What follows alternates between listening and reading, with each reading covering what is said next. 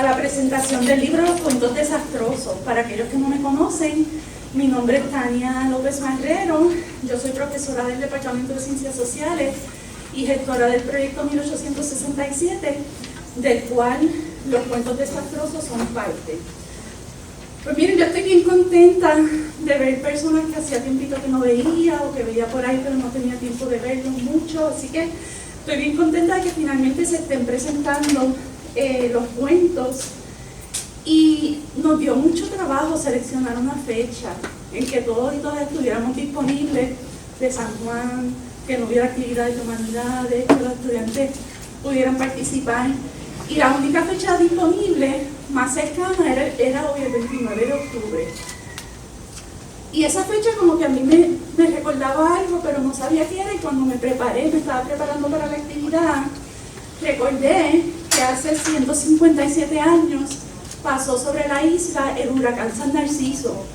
El huracán San Narciso fue un huracán categoría 3 que entró dicen que entró por Humacao, salió por Mayagüez, pero curiosamente ese es el evento que da inicio al proyecto 1867. Así que estamos conmemorando ese evento que nos animó en parte a crear el proyecto y a llamarle Proyecto 1867 por el año en que ocurrió ese huracán. 20 días después hubo una serie de terremotos y ese terremoto causó un tsunami que afectó la parte sureste de Puerto Rico. Así que se le llama el año de las calamidades, y hoy estamos entonces presentando los cuentos desastrosos. Así que nada ocurre, ¿verdad?, por casualidad. Pero no fue programado. Este proyecto, ¿verdad?, que llamamos Proyecto 1867, Desastre y Memoria en Puerto Rico, lo comenzamos con un grupo de 7 estudiantes subgraduados del RUM en el 2017, justo antes del paso del huracán María.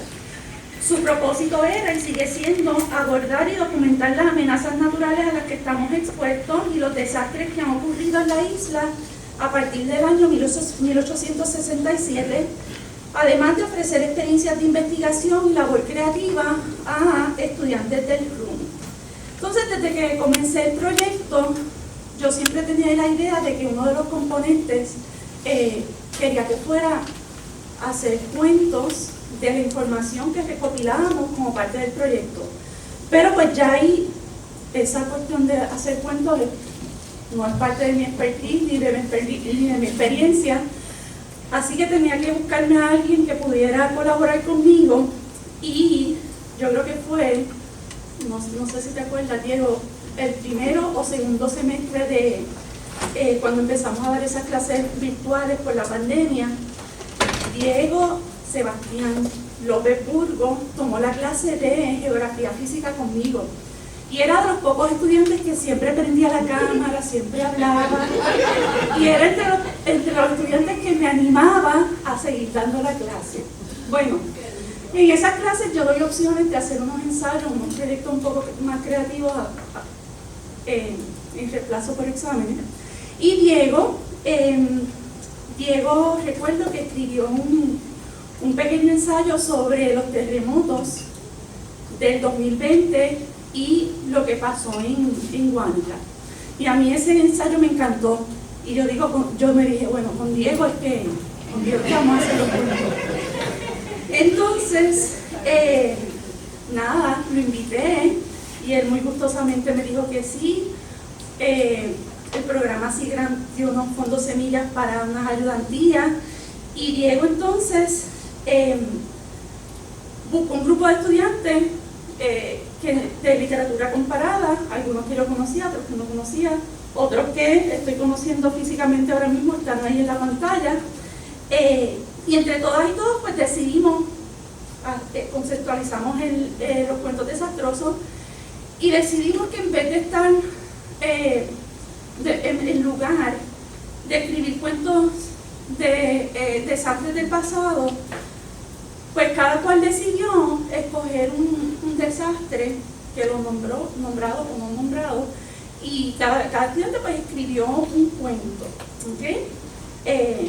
Solamente hay un cuento que es el que inicia la serie de cuentos del año 1867 para entonces ¿verdad?, poner el proyecto de los cuentos en contexto. ¿Okay? Así que así surgieron los cuentos y aquí estamos presentándolos hoy a 157 años del paso del huracán San Narciso. Bueno, antes de seguir, quiero aprovechar para agradecer a quienes hicieron posible este proyecto. Primero y ante todo, pues a Diego Sebastián López Burgo, que está por ahí.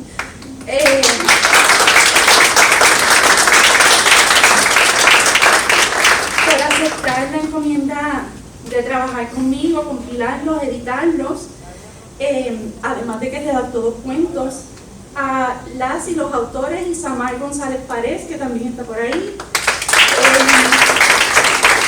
Romarí Anaí Mercado Soto, que también está ahí, María Fernanda Ortiz, ella no pudo estar, Ámbar Aymara Pumarada Gamboa, está por ahí, ella viene de camino, ¿ok? Y Anemia Toro Padrón, que está por allí. A este grupo espectacular de estudiantes se unió Albert Luis. Albert,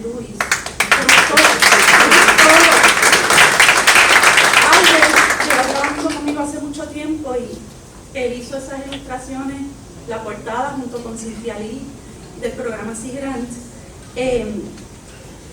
Le doy muchas gracias a Albert, que le ha puesto este toque a todos los proyectos y ha sido muy paciente, muy esmerado. Quienes trabajan conmigo saben de lo que estoy hablando, así que le agradezco mucho también. Agradezco también al programa Sea Grant.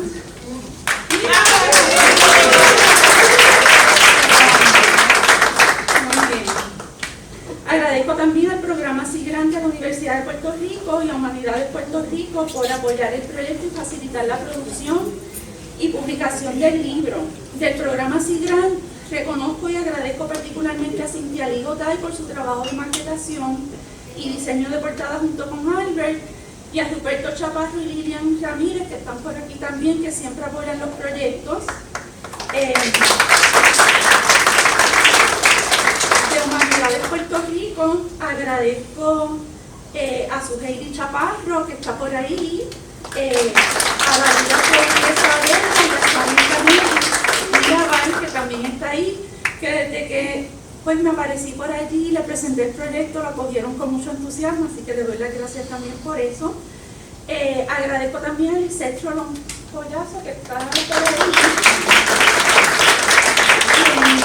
Muy amablemente me aclaró dudas durante el proceso editorial, a Christopher Powers, que está por allí, por la redacción del preludio, y a Jocelyn Angélica, que está por ahí, Vargas, por la redacción del comentario, que está en la parte posterior del libro.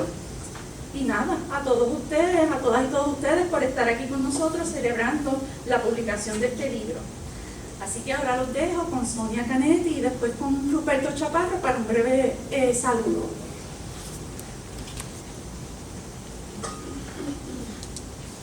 Gracias, Tania, y gracias a todos por recibirnos acá. ¿Qué decir? No quiero hablar mucho porque estoy súper emocionada con este proyecto. Quiero reconocer, además de mis colegas de la fundación que están aquí conmigo, ya mencionaron a Suheili, también está Jesús Barriera, que es otro, Suheili directora de programas y Jesús es oficial de programas en la fundación.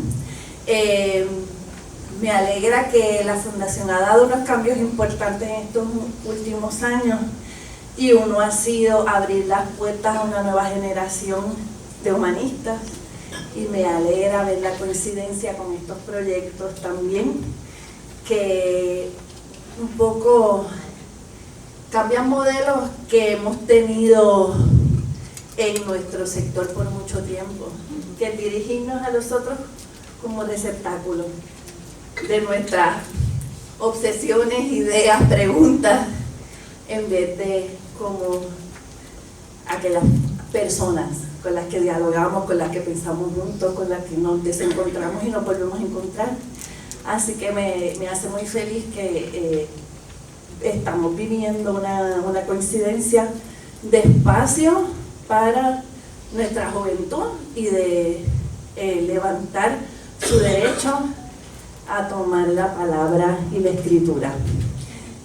También me hace muy feliz ver que estamos coincidiendo aquí sin planificarlo, por pura afinidad, con gente que queremos mucho, con las que colaboramos, que están aquí presentes y que muchos hemos trabajado desde antes de los trabajos en los que estamos ahora, en diferentes momentos de la vida, siempre conectados a lo que más nos gusta hacer, que es hacer posibles proyectos importantes para Puerto Rico. No quiero dejar de reconocer también la presencia aquí, aunque ya lo mencionaron, de dos de nuestros miembros de Junta, porque no vivimos solo en San Juan, así que aquí estamos Manolo Valdés Piscini, profesor emérito de esta universidad, y nuestra querida también Jocelyn Heria, miembros de nuestra Junta de Directores de los más recientes que se han unido. Y con eso también pues abrimos nuestra mirada por medio de dar presencia a diferentes sectores del país y del trabajo desde las humanidades. En una nota muy personal y cortita me voy a permitir recordar a mi papá, que se graduó de esta universidad en 1950. Era un hombre pobre de Caguas que vino a la UPI y fue becado después de graduarse de aquí para ir a MIT. La universidad siempre haciendo su papel de crear movilidad social, oportunidades y posibilidades de futuro. Sigámosla defendiendo.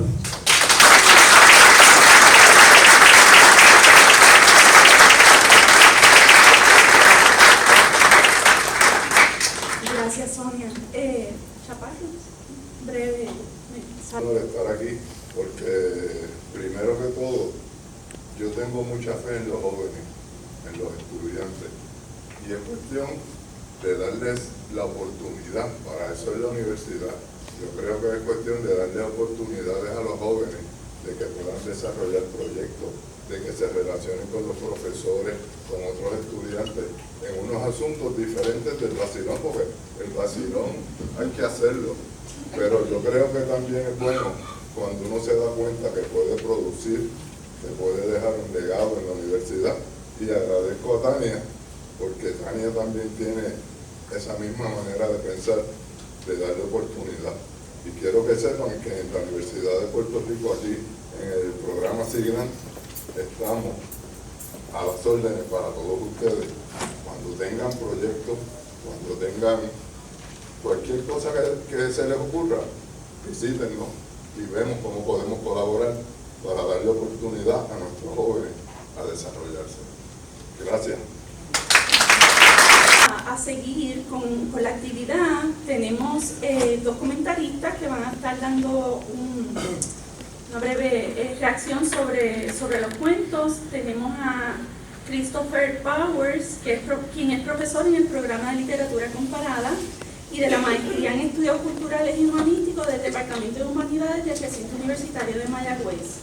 Tiene varias publicaciones, entre ellas la 46-45 sobre las protestas de verano del 2019 en Puerto Rico, y también publicado y traducido al español en el 2023 por la editora Educación Emergente. Chris ofrece clases de literatura y teoría cultural, además de que ha sido profesor, no sé si de todos estos estudiantes, pero de la mayoría de ellos, ¿verdad? Así que ha sido y es activista en diversos movimientos de justicia social y vive con su familia en Cabo Rojo, Puerto Rico. También nos acompaña Carmen Rivera Villegas, quien es profesora de estudios hispánicos del Recinto Universitario de Mayagüez y se especializa en poesía puertorriqueña del modernismo y las vanguardias. Ha publicado artículos sobre literatura puertorriqueña, mexicana y española en libros y revistas académicas de Puerto Rico, Estados Unidos y Europa. Entre sus publicaciones más recientes están Verdor que Salta, Medio Ambiente, Lengua y Literatura, publicado en el 2022 por Ediciones Flamboyant, Y desde el Caribe para el mundo, Lengua y Comunicación, publicado en este año, en el 2024, por University of Florida Press. En sus clases explora nuevas metodologías para la didáctica del español como lengua materna y la literacidad académica en el contexto universitario. Así que les agradezco primero, ¿verdad?, a Christopher y a Carmen por haber aceptado comentar los cuentos, y les pido entonces que pasen ambos al frente y empezamos con Christopher.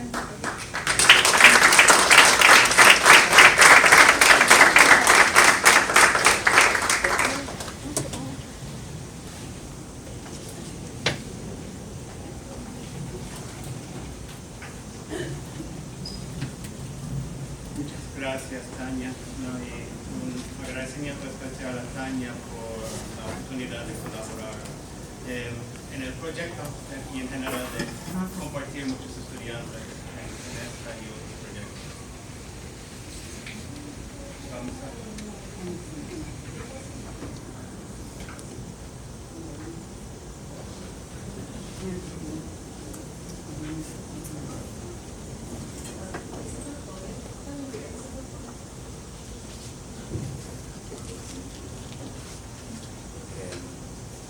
Muy buenos días. Para mí es un placer especial y un motivo de orgullo especial participar en esta celebración del libro Cuentos Desastrosos, que es una antología de cuentos escritos por egresados del programa de literatura comparada. Tuve la oportunidad de colaborar con Diego, Nehemías, Ámbar, María Fernanda Yomali e Isamar juntos en las clases que tomaron en el currículo del programa, que incluía una clase sobre el cuento moderno y el seminario de investigación. La mayoría de ellos ahora son egresados y haciendo sus estudios graduados. Que esta edición, ¿no?, esbelta y elegante, ¿no?, con el arte bello de Albert Cruz, que también completó la secuencia curricular en estudios culturales. Digo, en literatura comparada.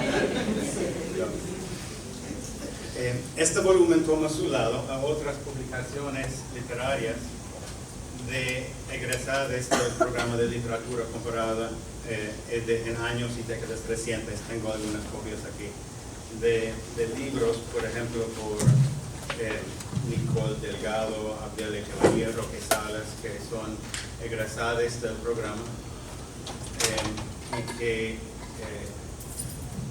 también... mejor me siento en la mesa.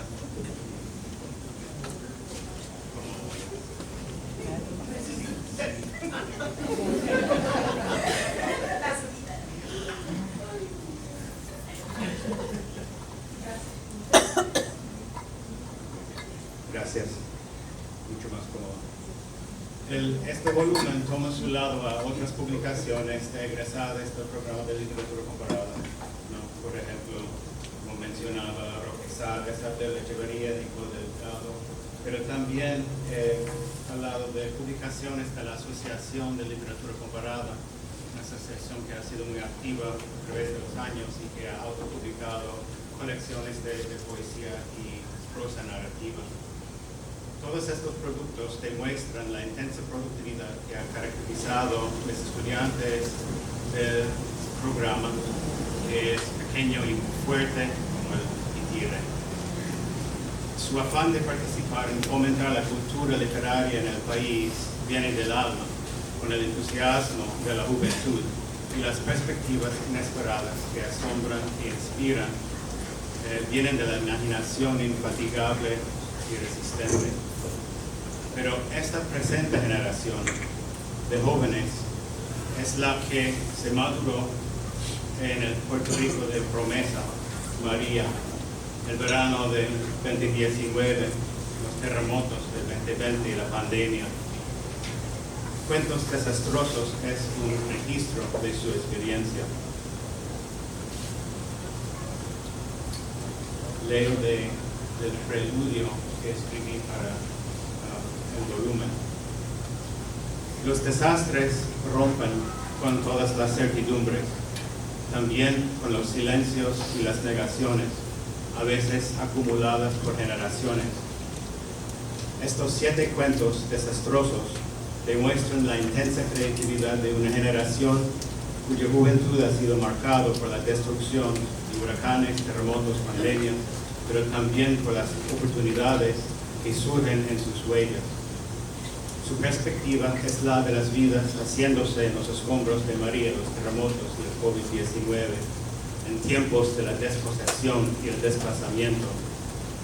Es una capaz de ver las fisuras, ver por las fisuras que se han abierto en el presente. Exponen nuevas verdades, como el joven quien revela su sexualidad a sus padres conservadores justo antes de la llegada del huracán, en uno de los cuentos. También históricas, como el cuento que brinca del pasado de hace siglos al presente por medio de trucos narrativos mágicos para demostrar las continuidades del colonialismo. Estos cuentos desmienten la promesa ya caduca del progreso tan vendida a la pasada generación. Los anima un fuerte deseo de conexión con las abuelas y los abuelos, un vínculo con lo ancestral, más por voluntad o autofiliación que por herencia. Varios emplean el huracán como metáfora para explorar temas íntimos, las tempestades violentas y euforias repentinas de la familia, del amor y de la amistad. Las 7 elegantes composiciones visuales intercaladas entre los textos son un delicado juego de luz, color y contraste que hereda algo de las tradiciones puertorriqueñas, pero adaptado al arte digital. Que estos cuentos existan es una celebración del indomable y insobornable espíritu de la juventud ante los desastres que le ha tocado vivir y un rechazo, no tanto a los inevitables de la naturaleza, sino más a los de la sociedad heredada, que afirma otros futuros posibles.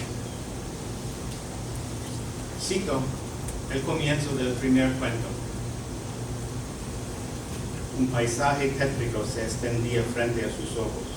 Los árboles que habían sobrevivido se erguían como manos esqueléticos que trataban de aferrarse al cielo, mientras que los caídos formaban una maraña de hojas, ramas y troncos que cubría todo el suelo a los lados del camino. Hedía. Cadáveres de ganado, caballos ahogados, cuerpos aplastados por la vegetación, aparecían de vez en cuando en medio de la ruta, desinflados y cubiertos por una nube de moscas. Todo estaba marrón, salvo los pequeños yagrumos que empezaban a germinar tímidos entre la destrucción. Así abre el primer cuento del libro, Beneficencia, por Diego López Burgos. La descripción exacta y grotesca parece que podría salir de una ficción apocalíptica, algo que nunca podría pasar aún. Pero para los que estábamos presentes en Puerto Rico luego del 20 de septiembre del 2017, fuimos testigos a los descritos. La escena es demasiado desplausible. Vimos los árboles caídos, las marañas de hojas. La imagen de un toro muerto y medio descompuesto que vi en Cabo Rojo en septiembre del 2017 se me ha quedado en la memoria. Así es para la audiencia actual del cuento. El cuento abre la expectativa de una narración sobre el pasado reciente, pero el cuento nos engaña en sus siguientes párrafos, en los cuales 2 campesinos están bajando a pie hacia Mayagüez y leímos la línea: se toparon con su amiga Carla mientras salía de la finca de su amo. Estamos en el siglo XIX, los personajes son esclavos y jornaleros. El cambio de perspectiva abre una perspectiva histórica que se profundiza por medio de trucos mágicos que no explicaré para no hacer spoiler. Aquí leamos, está disponible también en línea. El segundo cuento, Pequeñas Catástrofes, por Neemías Toro Padrón, implica todo en el título de modo de understatement, irónico. Un personaje en primera persona describe su amor por la lectura mientras se acerca el huracán en la casa familiar. El cuento trenza hilos narrativos, su afán para los libros y los mundos que crean donde el protagonista se esconde, los preparativos que hacen ante la llegada del temporal y los silenciamientos y negociaciones que hace en la casa donde, como dice el cuento, apenas se podía respirar. Pero como suelen hacer los cuentos buenos, cuenta dos historias, la primera historia y también la otra, la secreta, que sin embargo siempre ha estado allí y que se revela en un final contundente y epifánico. La narradora de Lo que se nos fue en el agua por Yomali Mercado Soto también se retira a la memoria de su abuela mientras se acerca el huracán. Las dos unidas por la imagen del río, el símbolo del río, donde la abuela tenía su primera menstruación. La llegada simbólica a la adolescencia se combina con la llegada del temporal ante el cual la narradora se queda ecuánime, porque por lo menos dice: esto es un huracán y los huracanes avisan, los temblores no.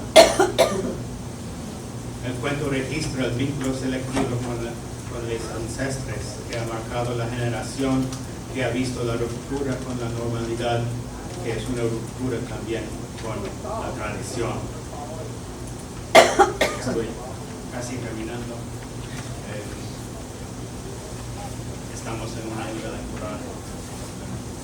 Ante el racismo rampante en los discursos políticos en Estados Unidos, la candidata demócrata para la presidencia en Estados Unidos anteayer acabó de alabar a los puertorriqueños como talentosos, ambiciosos e innovadores y se comprometió a impulsar la economía y crear oportunidades, lo menos que se le debe a esta generación. Tomamos nota, pero hemos escuchado promesas parecidas. La generación de jóvenes, como los autores de los cuentos antologizados en este volumen, lo tienen claro. El talento y la creatividad que aquí se demuestran están combinados con una perspicacia y una inteligencia crítica que revelan, como con luz ultravioleta, las grietas y fracturas, como el arte de la portada demuestra, en el sueño ilusorio del progreso que fue el desarrollismo, insisto, en las décadas de la auge del Estado Libre Asociado de Puerto Rico. Puerto Rico ya no existe. Los cuentistas en este volumen escriben desde sus escombros. Su valor consiste en no mirar la mirada. Si un desastre en su origen etimológico, el desastro o la estrella mala, el mal augurio, el sino inevitable, el destino ineludible, la literatura sería el desastre del desastre. Es la respuesta que desmienta tal predeterminación, que demuestran que la fatalidad también es una ilusión. Termino con una petición a los autores que sigan escribiendo.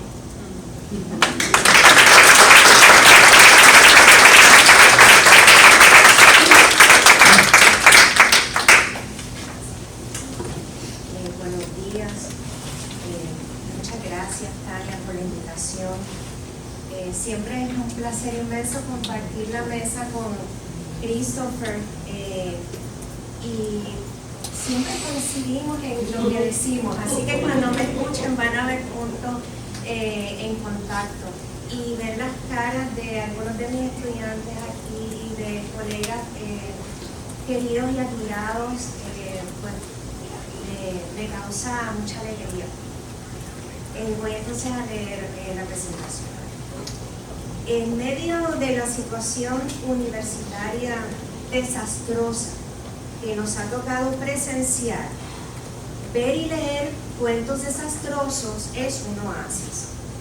Es, como sugiere Christopher Powers en el prólogo, el acto de resistencia de una juventud que no se intimida frente al desastre o a los desastres, todo lo contrario. Admiro el trabajo de la profesora Tania López porque, al igual que otra admirada profesora, Ivonne Díaz y tantos otros que veo, ¿verdad? Aquí, sus caritas, José, Manuel, Beatriz, Lisette, Christopher, Jocelyn, centran su labor docente en encaminar a sus estudiantes para que canalicen el aprendizaje a través del ejercicio creativo.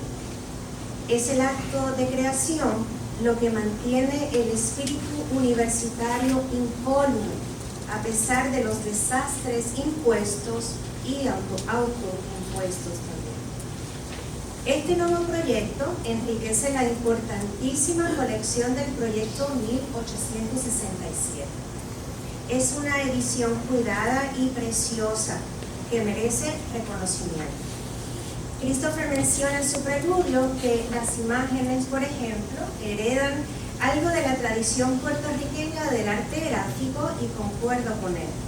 Si bien lo medular del libro es el texto escrito, no paso por alto las ilustraciones, pues estas son el guiño que anticipa la lectura, la pregunta visual cuya respuesta rastreo en la escritura. De modo que mis felicitaciones también van para Albert Cruz Toro, el ilustrador de esta novela.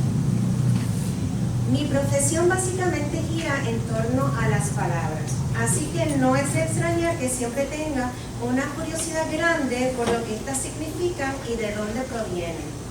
Sin ser lingüista, me encanta la etimología, así que me puse a buscar sobre el origen de la palabra desastre. Y su historia, como la de todas las palabras, es hermosa. Viene del provenzal, una lengua romance proveniente del sur de Francia, y se compone de dis, que significa algo que se separa, que se distancia, y astro. La palabra astro viene del latín astrum, que a su vez viene del griego astrón. El vocablo desastre se usaba para denominar el fenómeno de una estrella que a lo lejos parecía disgregarse hasta perderse de vista. Los antiguos pensaban que esas disgregaciones, así como los desplazamientos atípicos entre los cuerpos estelares, provocaban consecuentemente desajustes en la vida del planeta y sus habitantes. Es decir, desgracias y calamidades, lo que hoy significa la palabra desastre. Sin quitarle el papel protagónico a la palabra desastrosos del título, no debe pasarse por alto la palabra cuentos. Aunque estoy segura de que el título vino por la asociación con el género textual, el cuento, creo que vale la pena subrayar que el arte de contar, de relatar, de narrar, es sumamente importante para captar una de las propuestas del libro completo. Esto es, contar es tan natural como los fenómenos que también llamamos naturales. Contamos porque tenemos la necesidad imperiosa de resguardar las memorias y de transmitirlas. Los cuentos siempre serán espejo de lo que fuimos y de lo que somos. Cuentos desastrosos es una antología que se suma a la tradición literaria de los desastres naturales en Puerto Rico, como ya son parte de los libros Cuentos de Huracán y Para la Posteridad. A través de ellos podemos rememorar algunos traumas recientes como los huracanes María y Fiona, así como el terremoto de Guayanilla. Y a través de ellos presenciamos desastres sociales que nos aquejan como pueblo. A continuación voy a comentar tres cuentos. El primero es Lo que se nos fue en el agua, de Yomari Mercado Soto.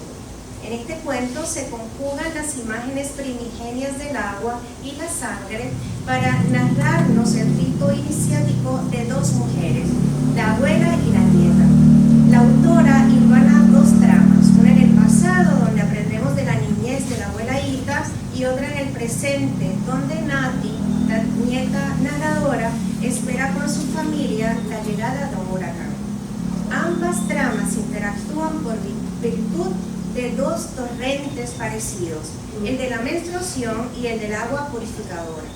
El flujo menstrual desplazándose por las piernas de la abuela en el pasado y por las piernas de la nieta en el presente, así como el flujo de la quebrada y la cascada durante el huracán, trastocan el curso esperado de las cosas. Tanto la sorpresa de la primera regla, así como la sorpresiva crecida del río con las lluvias torrenciales, nos empujan a mirar y a cuestionar nuestra vulnerabilidad. Ponen al descubierto el espanto que podemos sentir frente a lo natural, pero también el espanto frente al desorden radical de las cosas. Recordemos que en la palabra desastre, el prefijo dis marca una distancia, algo que se pierde de vista. Si bien es cierto que en este cuento vemos cómo la nieta no ha perdido de vista los cuentos protagonizados y relatados por las mujeres de su familia, sí anticipamos un antes y un después del huracán, de la misma forma que la regla fue un antes y un después para ella y su abuela. Como la misma narradora señala, los huracanes son como las reglas, a veces llegan, a veces se tardan, a veces no llegan. Los huracanes Irma, María, Fiona marcaron en nosotros como país una distancia entre lo que es y lo que nos han hecho creer. Marcaron el antes y el después de nuestra vulnerabilidad. Este cuento dialoga muy bien con el de María Ortiz Vivas, titulado Agua, Aire y Fuego en las Tierras del Caribe, en tanto ambos trabajan la corporeidad del agua, dejando entrever la investigación que llevaron a cabo para explorar la historia de este elemento desde su dimensión simbólica. Igual que en el cuento de Mercado Soto, la figura de la abuela es central como fuente de saberes tradicionales y sobre todo como vehículo para la preservación de la memoria colectiva. Abu le cuenta y al contar le enseña a la nieta sobre la importancia del agua, el aire y el fuego para los pueblos originarios de Puerto Rico y para las múltiples naciones africanas que llegaron con la colonización europea.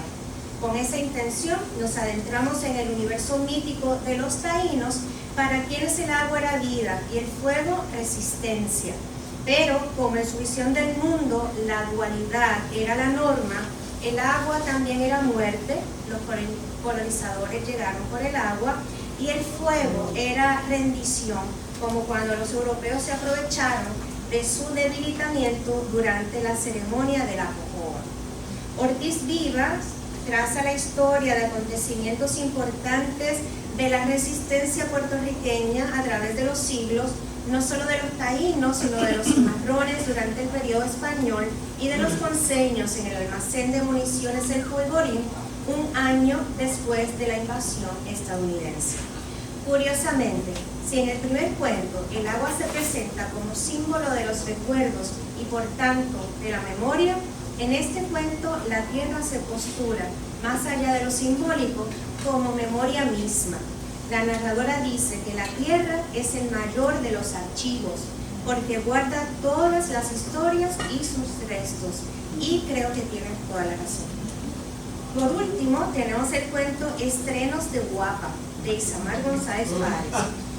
Igual que las anteriores, la figura de la abuela es central, pero este me llevó a otro tipo de reflexiones. Por ejemplo, si bien las abuelas son tejedoras de las memorias de un pueblo, y ese es el lado quizás más idealista que tenemos sobre ellas, este cuento me llevó a pensar en otro aspecto no idealista. Esto es, en las dificultades que viven muchos de nuestros adultos mayores para subsistir durante el embate de un desastre natural. En este relato, por ejemplo, se menciona la necesidad que tenía la abuela de preservar sus medicamentos y los alimentos que consumiría. La realidad es que también la comida es parte de la memoria de un pueblo. refleja su historia, sus relaciones coloniales, su dependencia o soberanía.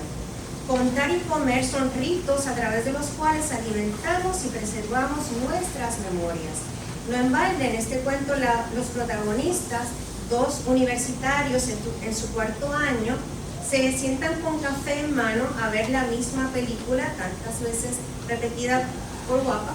El acto significativo no es la película en sí, sino el acto de sentarse a conversar, a contarse su día a día. Cito, al final del día nos sentamos en la sala a hablar de las cosas buenas y lo que podemos hacer mañana. Y eso fue exactamente lo que hicimos y lo que seguimos haciendo cuando estamos con nuestras familias, nuestros vecinos, nuestros amigos, donde quiera que nos toque estar sin luz eléctrica por largas horas, sin que medie un celular o un televisor. Entonces volvemos a nuestras raíces, nos arraigamos al entorno familiar y activamos nuestra memoria. El contar es un ejercicio memorístico, pero también es un acto de sobrevivencia. Mirar al cielo como hicieron nuestros antepasados y hacernos cuentos mientras tanto no estaría nada mal de vez en cuando. Creo que esa vuelta al relato que nos acerca a los demás para establecer un sentido de comunión, ¿verdad? De ahí viene comunidad, con ellos, entre ellos y nosotros, está bien planteado en estos cuentos. Así que muchas felicidades a sus autores y, como decía Christopher Santiago, que sigan contando.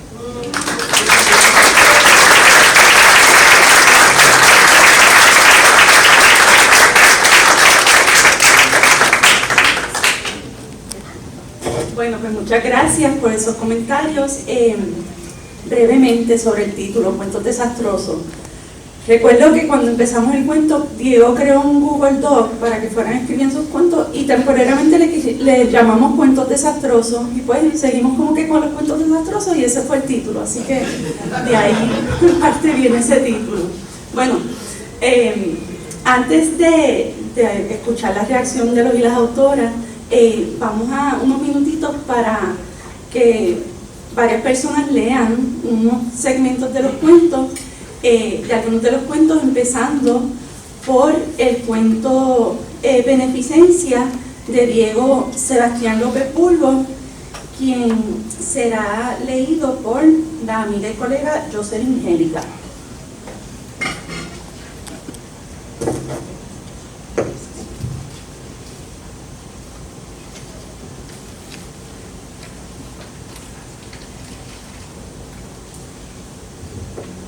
Lo que Manuel iba a decir se quedó suspendido en el mundo de los quizás. Un rugido bíblico, mitológico, reverberó por los pasillos de la casa consistorial y cayó a todo el mundo. Un leviatán parecía haberse despertado. Sus retortijones produjeron un sonido siniestro en el aire, barrunto de lo que venía. Pero donde más se sintieron sus espasmos fue en el suelo, en esa superficie sobre la que descansa toda la estabilidad mental de las sociedades humanas, cuyo movimiento parece inimaginable hasta que ocurre. Se sacudió todo. Los gritos no tardaron en llegar a sus oídos desde afuera. Por dioses, Ave María, Padres nuestros, improperios, maldiciones, aullidos de perros. Se escucharon los pasos de gente huyendo histérica de la alcaldía, tumbando muebles, llaves, fusiles, tinteros y dinero. Las paredes del edificio crujieron y se abrieron grietas amenazantes en todas las superficies. Dentro de la celda, la calma duró los 4 o 5 segundos que tarda la gente antes de reaccionar a lo insólito. Las miradas de incredulidad pronto se convirtieron en muecas de pánico. Tomás se despertó de un brinco. José empezó a gritar y en su frenesí tumbó la escupidera, derramando líquido sanitario y excreciones humanas por todo el piso. Efigenia se acurrucó contra la pared, en posición fetal, rezándole a la Virgen de la Monserrate. Manuel se lanzó contra los barrotes, tratando inútilmente de escapar. El techo rechinó y una viga se partió en el pasillo frente a la celda. ¿Qué carajo es esto, Manuel?, gimió José, abrazándolo con fuerza. No sé, Pepe, no sé. Y de pronto paró. Les tomó un momento darse cuenta y, como marinos que vuelven a la tierra, sentían en su interior que todo se movía aún. Pero gradualmente se dieron cuenta de que se había acabado. Efigenia soltó un quejido. Manuel estudió la viga partida y concluyó que había inhabilitado la puerta. Suspiró y contuvo las lágrimas mientras solo pensaba en su familia. Deseaba que estuvieran bien, pero la esperanza era aterradora. Las calamidades parecían perseguir a la gente de Boriquén, y esperar mejorías era esperar desilusiones. Se preguntó si estarían malditos. Manuel empujó los barrotes de nuevo fútilmente. Ansiaba ver a su familia, pero al parecer su mundo se había reducido al espacio pequeño y repugnante de la celda. Pidieron auxilio, pero no llegó. Efigenia empezó a contarles otras historias poco antes de que llegara el próximo temblor.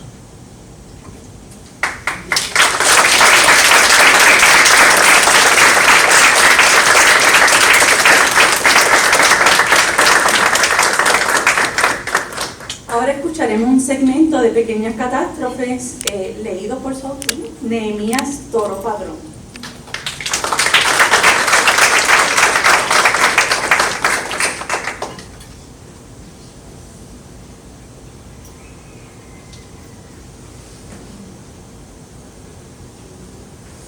Tan pronto me vio, aprovechó aquel momento, como todas las otras veces que tuviera a alguien que le escuchara, para desbordarse hablando de temas extraños. El ocultismo, la masonería, los extraterrestres, la antigua Grecia y el antiguo Egipto eran todos símbolos que figuraban, de alguna manera o de otra, en la densa y extravagante mitología que había forjado tras años de lectura caótica y algunos teces de campana. Comenzó a retocar los detalles más minuciosos de este tapiz, que había tejido con tan inconsistente delicadeza, mediante un monólogo apasionado con el que me explicaba la verdadera historia del mundo, hasta que perdí el hilo y empezaba de nuevo desde el principio. Allí, sentado sobre las losas bicolores, me armaba de paciencia cada vez que lo escuchaba repetirse y sacudía la cabeza de vez en cuando para dar señales de vida. Por un momento sentí que me convertí en una estatua de piedra, que sus palabras me calcificaban poco a poco, hasta que de la nada, entre dioses griegos y platillos voladores, se le escaparon algunas palabras poco juiciosas sobre una gente rarita que no se aparejaba con el sexo opuesto, que ya habían existido por buen tiempo y que para él representaban el principio del fin de la especie. En ese momento fue que supe que yo era una persona de aquella particular rareza, y que él hablaba de mí sin saber que hablaba de mí, y que las ondas rimbombantes con las que narraba su atropellada historia cargaban rastros reveladores entre unos y otros pensamientos dispares. Con esa memoria en mi mente, detuve nuevamente mi lectura para ayudar a mi madre con los preparativos de los próximos días, evitando más que nunca los dobleces de muñeca, la voz aligerada y los gestos extrañamente delicados que ocasionalmente hacían grietas escandalosas en el disfraz retocado de mi deseo. En esos momentos, un nuevo fenómeno daba pasos agigantados hacia estas tierras antillanas, y venía, como todo gran desastre, arrastrando una multitud de pequeñas catástrofes que tomaban vuelo en sus vientos huracanados. Mi madre se había resuelto a enterrar el miedo, los datos meteorológicos y las declaraciones apasionadas de los noticieros entre columnas de comida enlatada, después de haberlos ahogado en envases de agua potable. Ella y yo nos dedicamos a esa ardua tarea. Conseguimos y almacenamos alimentos no perecederos, construyendo así torres de aluminio que encerraban como barras de prisión a los libros que palidecían ante el descuido. Desde entonces, ella comenzó obsesivamente a llenar nuevos cachivaches de agua para tener con qué beber y bañarnos, luego de que el sistema de acueductos retornara a su acostumbrada obsolescencia. Todo esto, obviamente, sin la menor ayuda de mi padre, que en raras ocasiones se podía encontrar vagando fuera de su cuarto.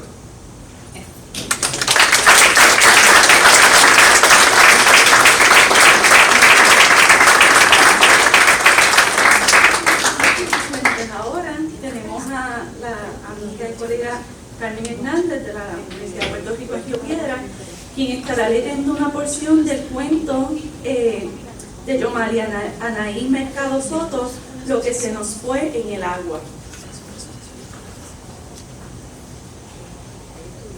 Hola a todos, estoy bien contenta porque esta es mi alma mater. La cascada. La cascada es mi lugar favorito. También era el de mi abuela Ita y sus 5 hermanas. Aunque era temprano, se iban bajo el chorro de agua y jugaban hasta que alguien en la casa las regañara y las mandara a subir. El frío del agua, así fuera al mediodía o por la tarde, le eriza la piel a cualquiera, pero es parte de su encanto.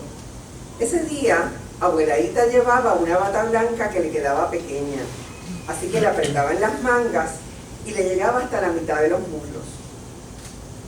Tenía el encaje en los bordes y las florecitas de seda encima que le había añadido su mamá. Lo sé, porque esa misma bata me la puse yo, pero ya no me sirve y la tengo en una gaveta guardada. Tenía el pelo suelto y bajo el sol se le veían los tonos rojizos que la delataban. Era hija de Santiago y no de abuelito. Así le decíamos mis hermanos y yo a mi bisabuelo, no de sangre. Así que ella era hija de Santiago y no de abuelito, como las demás hermanas. Tía Rosa, la mayor, fue la primera en darse cuenta. Ella iba cuidadosamente subiendo por las piedras para llegar al chorro y tenía miedo a caerse, pues de todas era la que más se pelaba las rodillas. Me han dicho que me parezco a ella. Iba mirando cada paso que daba cuando de repente vio bajar sangre por el agua que corría entre los dedos de sus pies. «Entra, que ya está empezando a lloviznar», me gritó mami otra vez. Subí la cuestita hasta entrar a la casa de tía Lola. Siempre que viene mucha lluvia, ella se va a mi casa por si se crece la quebrada. Así que solo estoy yo aquí adentro.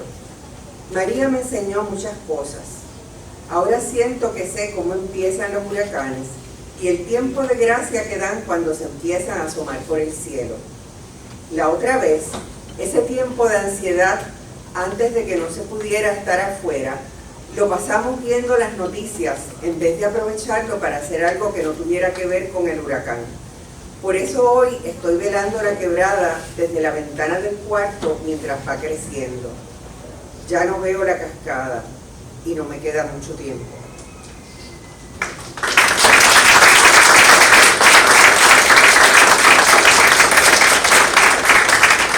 Ahora tenemos a la estudiante graduada Yanía Martínez, quien nos va a leer una porción del cuento Estrenos de Guapa de Isamar González Párez.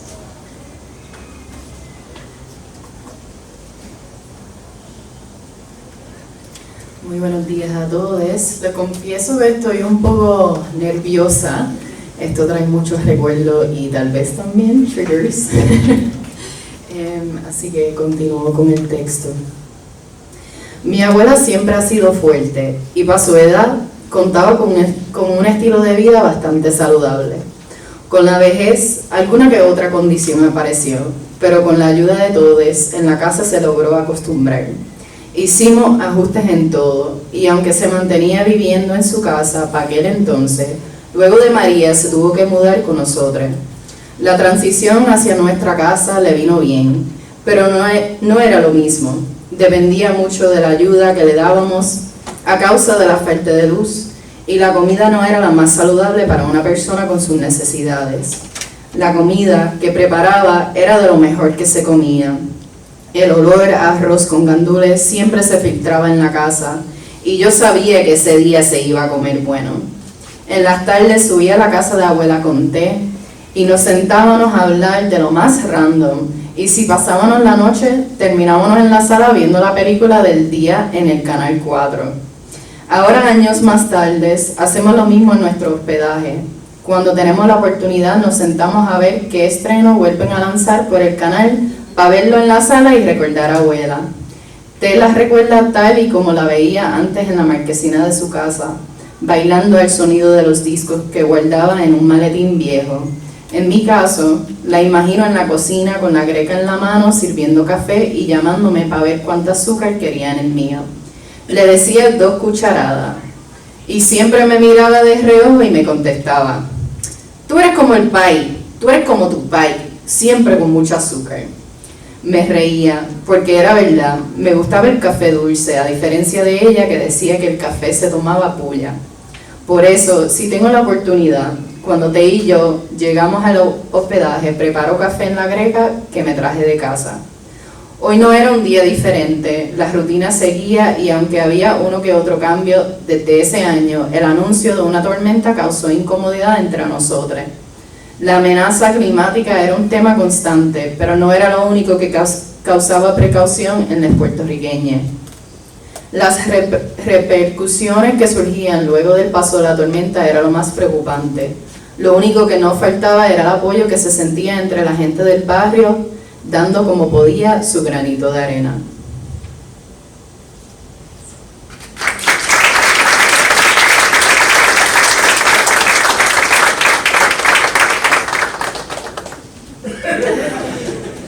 Y para concluir, tenemos a Aymara Humarada Gamboa, que esta mañana me dio la grata noticia de que iba a poder estar aquí, leyendo una porción de su cuento, El apartamento. Hola, yo también estoy un poco nerviosa. Ok. Para verano empezamos a foster un gato naranja, Jai, que adoptaríamos después de 2 semanas. Eso llevó a que cerráramos las ventanas de la sala. Adrián decía que Jai podría salir por la ventana ya que estas no tenían screens. Al principio no lo tomé en serio, pero poco a poco me lo fui creyendo. Y cuando se iba la luz y teníamos que abrir las ventanas, me entraba una paranoia de que viera algo, un pájaro o un insecto y que se escapase. Ahora la sala, cocina, se convertiría en un espacio imposible de estar sin un abanico. En algún momento empezamos a foster otros gatos, pero ya no recuerdo cuándo fue. Después de mayo 2020 los meses perdieron sus colores y memorias distintivas, dejando en su lugar una masa pesada, de forma y homogénea. Y así el apartamento fue adquiriendo otros matices. Pasó de ser un refugio a convertirse en varios lugares. Un salón de clases, un lugar de trabajo, un foster home para muchos gatos y un hogar estrecho y caluroso donde vivir. En algún momento después de otra pelea me di cuenta de que vivía en un sitio con los mismos colores de la casa que escapé a los 17 años. El crema atacaba, el terracota me asfixiaba y el techo, que en algún momento juré que era alto, se acercaba más al piso cada día. En las noches temblaba y Adrián me abrazaba fuertemente pensando que tenía frío. No tenía ni el corazón ni la fuerza para decirle que era él, que era yo, que era mi madre, la ansiedad, las clases, el COVID, el país. Para nuestro 3er aniversario me regaló una carta que leía: "It's been a shitty year, but at least we're miserable together." Tenía razón, it had been a shitty year, and we were miserable together. En algún momento peleamos porque sentía que no estaba sacando tiempo para mí. Otras veces él me peleaba a mí por pelearle. Estaba cansado de que yo siempre le dijera que limpiara el litter o que sacara la basura. Yo tenía breakdowns en parte porque sabía que era la única manera para que él me prestara atención e hiciera lo que le llevaba pidiendo por semanas. En algún momento rompí platos. En otro, él le dio un puño a la puerta, creando un hueco que cada vez parecía más grande. Le puso un dibujo por encima, pero el tape no pegaba bien y el papel terminaba en el piso y el cráter visible nuevamente.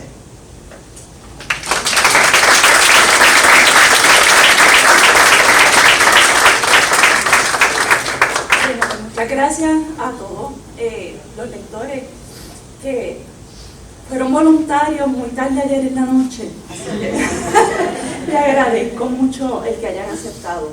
Pues ahí están los cuentos. Vamos ahora en lo que resta de la actividad. Si los autores y las autoras que están aquí, los que están conectados, pueden pasar al frente. Y nada, escuchar de ellos y de ellas y oír del público.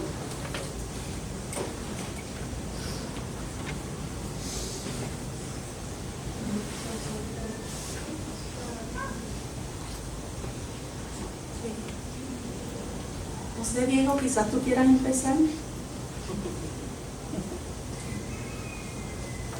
Hola, ¿me escuchan? Sí. ¿Alguien saluda por ahí?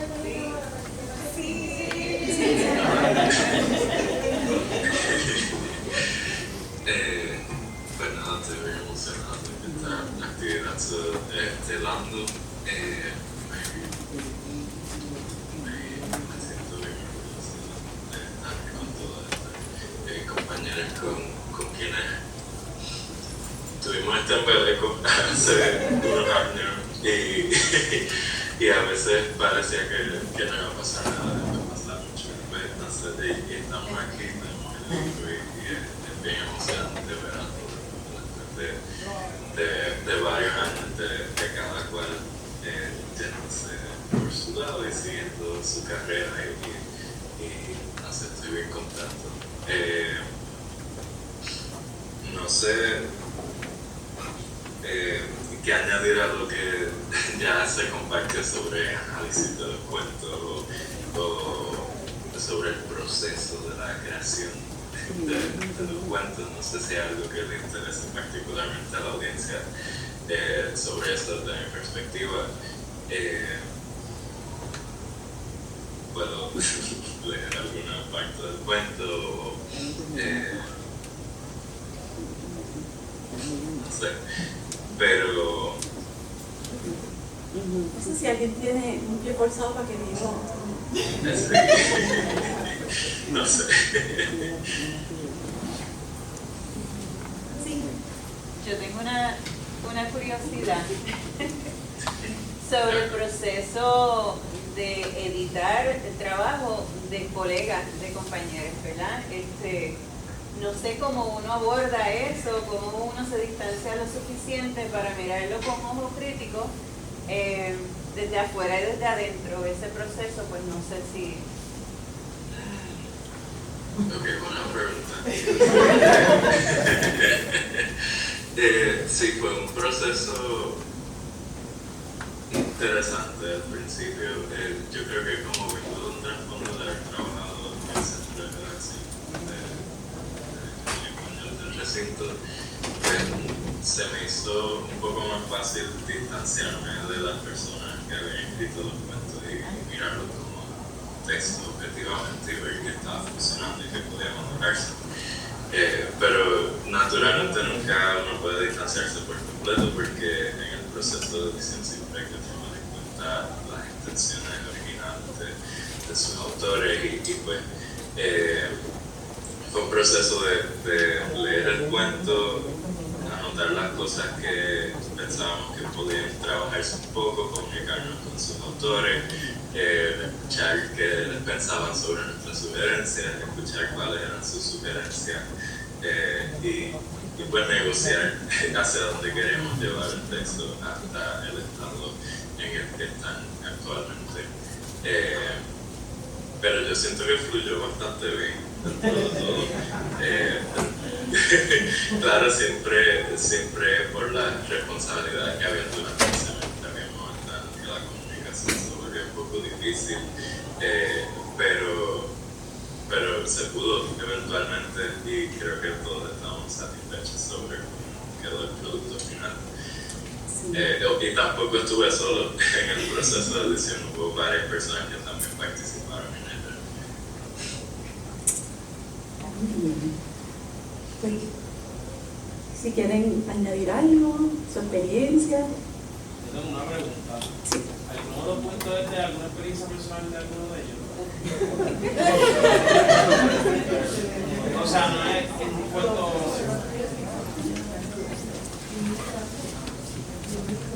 Bueno, ¿verdad? Toda literatura puede tener algo que ver con las vidas de uno, pero también, ¿verdad? Es importante subrayar que los cuentos son ficción y, ¿verdad? Por lo menos pueden tener algunos detalles, alguna inspiración de experiencias de nuestras vidas, pero por lo menos en mi caso y el de la gente que conozco, pues vendría de, ¿verdad? Al fin y al cabo es ficción. No toma inspiración de su vida, pero hay muchas otras cosas de las que, ¿verdad? Tomar para añadir a los textos y también que pues lo que ocurre no necesariamente refleja nuestras vidas de por sí.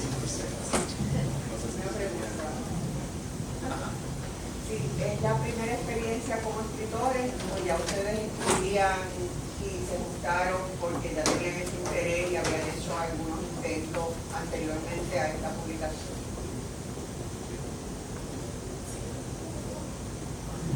Bueno, realmente algo bien interesante supongo es que ya la mayoría de la gente que contribuyó a este proyecto habíamos colaborado en una antología para una clase de poesía comparada que tuvimos. Sé que por lo menos ahí estaban Yomal y Diego, Ámbar aquí conmigo. Así que ya habíamos tenido una cierta experiencia de colaborar ¿verdad? A ese nivel. Esa antología incluía poemas de nosotros, pero también nosotros fuimos quienes los editamos. Así que no era la primera vez así como que de colaborar a este nivel, pero por lo menos para mí se diría que es la primera vez a esta escala. Cuando tocó el momento de escribir este cuento, yo no he escrito cuentos per se, había pasado tiempo. Y pues la antología nos dio, por lo menos a mí especialmente, me dio esa oportunidad de reflexionar, de practicar también la escritura. Así que pues no sé si eso responde a su pregunta, pero sí. Pues yo quería un poco responder a la pregunta pasada antes de esta. Personalmente yo creo que entre mis compañeros seguramente mi cuento es como el más como personal. Yo hasta lo vi un poco más como un tipo de crónica más que un cuento.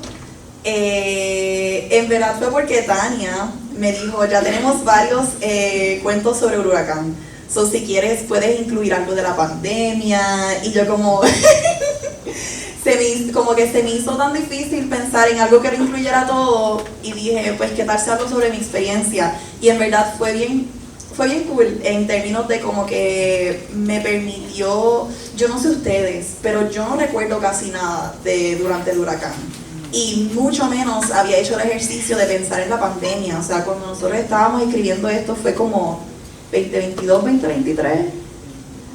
Sí, o sea, no, yo creo que 2022. Sí, exacto, había pasado tiempo, pero no creo ni el tiempo suficiente para empezar a reflexionar. Yo pregunté porque hay lo que se llama el apartamento, que Sí. tú puedes, como que hay muchos estudiantes que se van a relacionar con esos cuentos. Exacto. Porque se vive en vida real. Sí, pues eso es lo que... Gracias por... Sí, porque también estaba pensando como que, wow, o sea, pues para la pandemia, digo, para el huracán, no, incluso como que la experiencia de vivir en un apartamento en la pandemia, como que siento que es algo bien específico a la experiencia estudiantil, y también bien específico a ciertas personas, no sé, anyways. El punto es que fue bien interesante y me permitió abrir varios diálogos con varias de mis amistades sobre cómo fue su experiencia post-huracán, cómo fue su experiencia como que post y durante pandemia, y cómo esto todo iba relacionándose, incluso hasta el día de hoy, como que mi pareja estudia afuera, y entonces hay veces que yo le cuento como que toda la secuencia de eventos. O sea, nosotros entramos en el 2017, hay gente que entró en el 2016 que vivió también la huelga del 2017, y como que como toda esta secuencia de cosas como que se siente tan intensa todo el tiempo.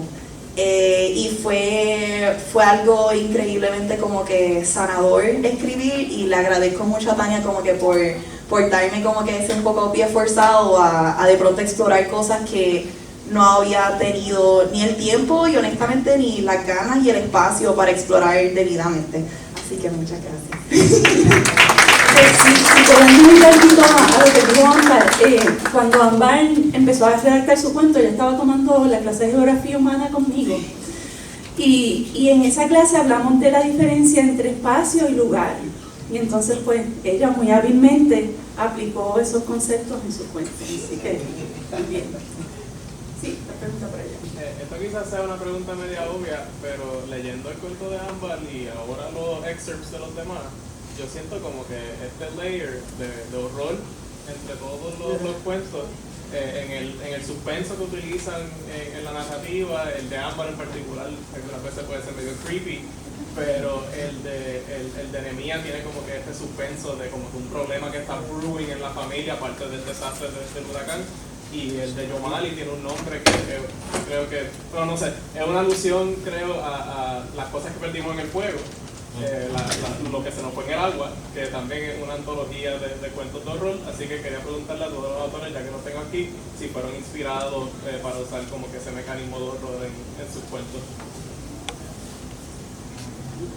Sí, quizás Isamar o Yomar quieran empezar. O Diego. No sé si me puedes repetir la pregunta, porque no la escuché completo. No se escucha cuando alguien está hablando en la audiencia. Sé que mencionó algo de lo que la ontología de honor de lo que se liga en el juego, pero ajá, si alguien me la puede repetir. Si puedes repetirla, entonces yo la digo aquí. Que si el horror como tema fue inspiración para estos cuentos. Que si el horror como tema fue inspiración para estos cuentos.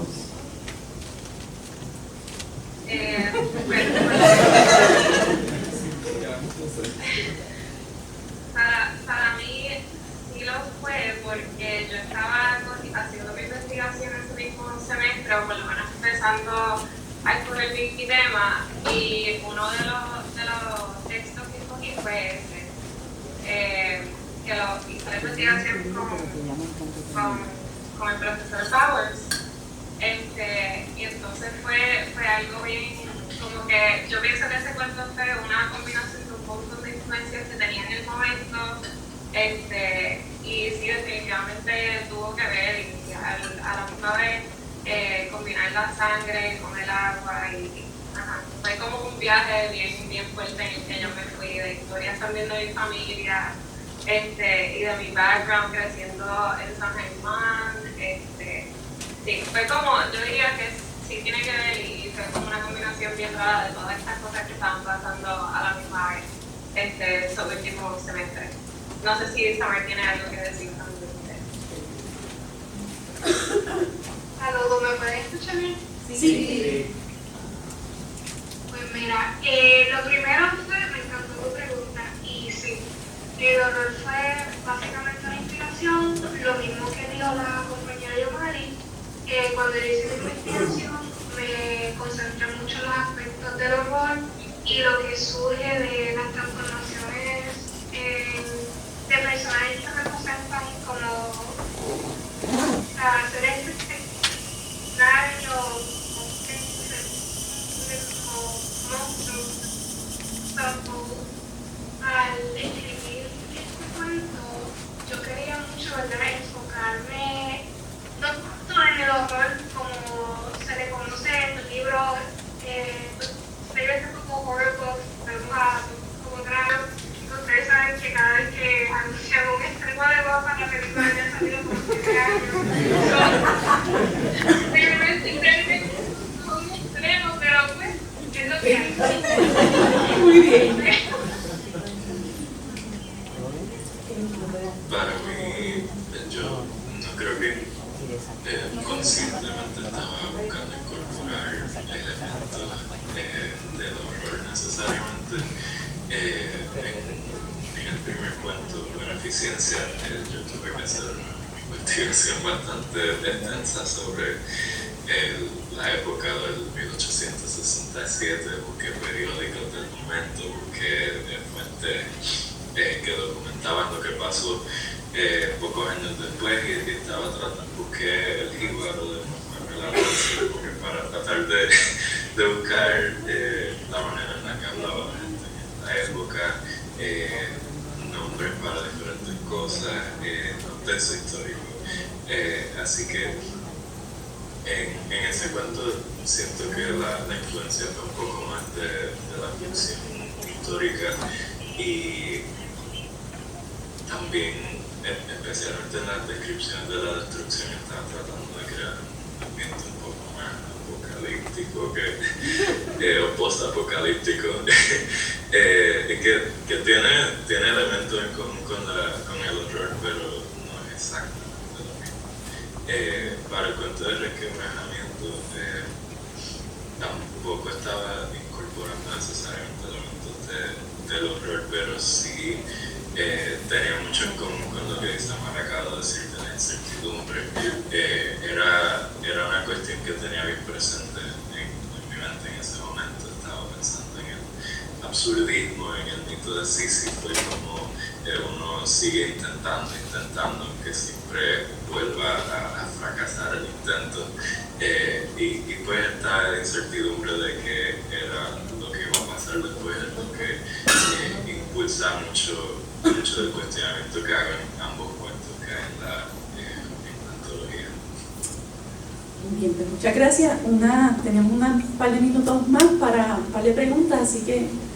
Yo solo tengo una curiosidad, Albert. Aquí te entregaron, aquí está, ilustran, o un proceso de producción a la par, porque wow, las ilustraciones son tan excelentes y tan pertinentes a los textos, y no me puedo imaginar lo laborioso de capturar en imagen la complejidad textual, ¿no? de trabajos tan diversos, porque no hay un solo cuento que se parezca al otro.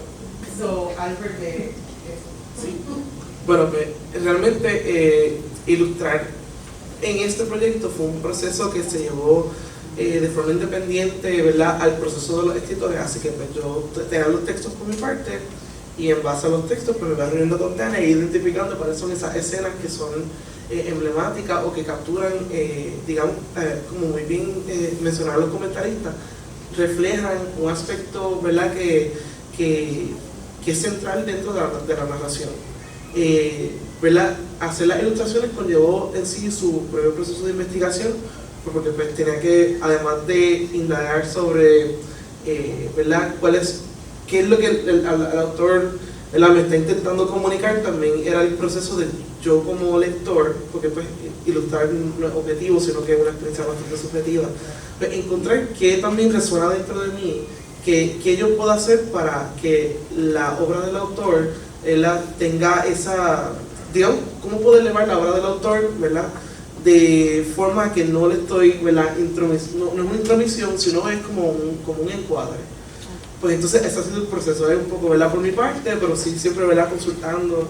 También tuve el visto bueno, ¿verdad?, de las personas que escribieron, que eso fue lo bueno, pero sí, fue un proceso independiente. Yo voy a añadir algo que quizás Albert él leía los cuentos aparte y yo leía los cuentos aparte. Cuando nos reuníamos daba la dicha de que los dos teníamos esa imagen en la mente de lo que representaba cada cuento. Y ahí pues con su paciencia y dedicación, entonces él procedía a hacer esas ilustraciones espectaculares que acompañan cada uno de los cuentos.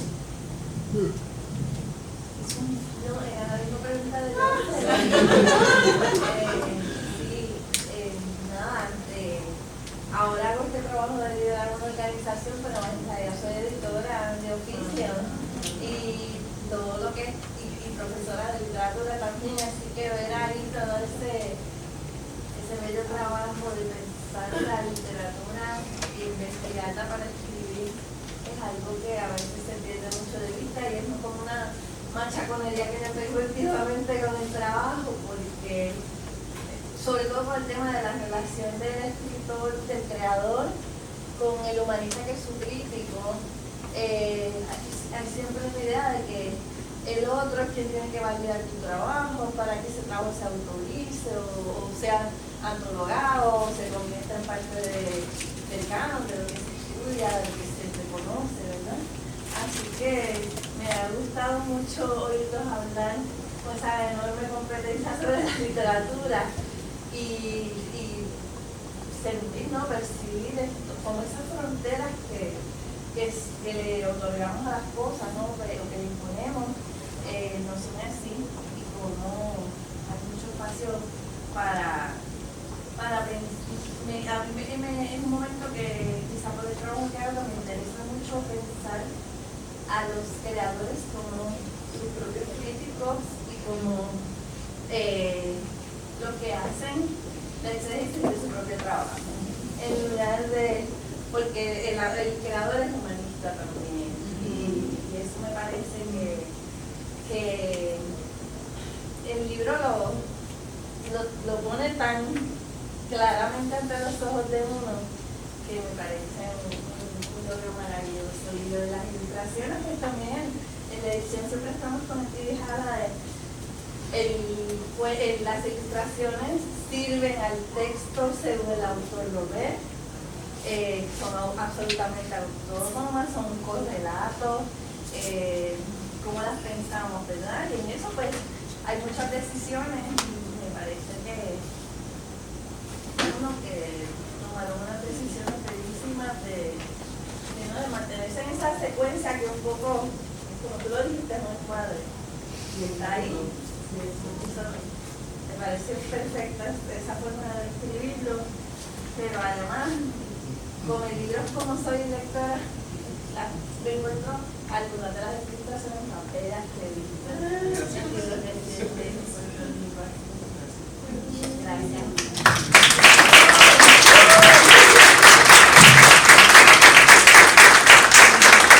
Eso es algo que pues, requiere es un proceso colectivo. Estas ilustraciones no solamente son mías, sino también de las personas que escribieron, de Tania, ¿verdad? Y cada una, como pueden ver, cada una, ¿verdad? Tiene son ilustraciones monocromáticas. Cada ilustración, ¿verdad? Tiene un color, y eso en gran medida se debe a dos razones. Primero, pues, por esa influencia del grabado, ¿verdad? Puertorriqueño del siglo XX, pero también, ¿verdad? Con mi propio proceso de sinestesia. Yo, ¿verdad? Le veo colores a todo y pues, ha sido mi forma, ¿verdad? De darle digamos que esa atmósfera. Para mí la intención con estas ilustraciones también era que fueran un tipo de preludio, que esta palabra lo utilizamos, ¿verdad? En el texto, ¿verdad? Y que permitieran un cierto grado de inmersión. Entonces, como que pues, esa parte de la práctica artística yo le quise incorporar, ¿verdad? Con esta ilustración. Y me siento sumamente halagado de que le haya gustado la ilustración.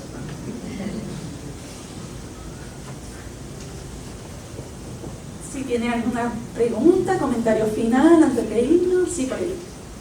Egresada del colegio en el departamento de enfermería, y además conozco a jóvenes en el panel, Diego, Nemías, Albert, la joven que no la conozco, pero también me fascinó tu cuento.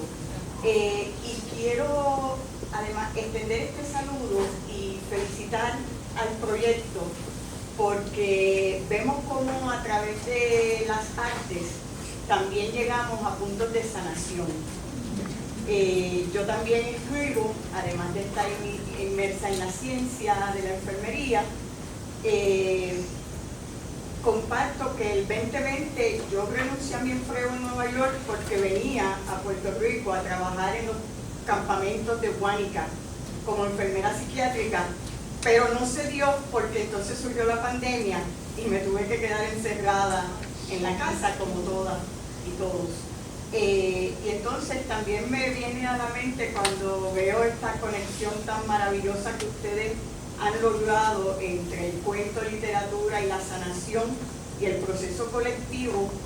3 personajes, uno es el Carl Gustav Jung, el psicólogo analítico que hizo su propio trabajo de sanación a través de las artes, y la cita que también he escuchado de que Shakespeare, el gran psicólogo, y Freud, el gran literato. Así que gracias a ustedes, adelante, y sobre todo qué hermoso que le estamos dando paso a la juventud. Genial, adelante y gracias. Gracias, Paco.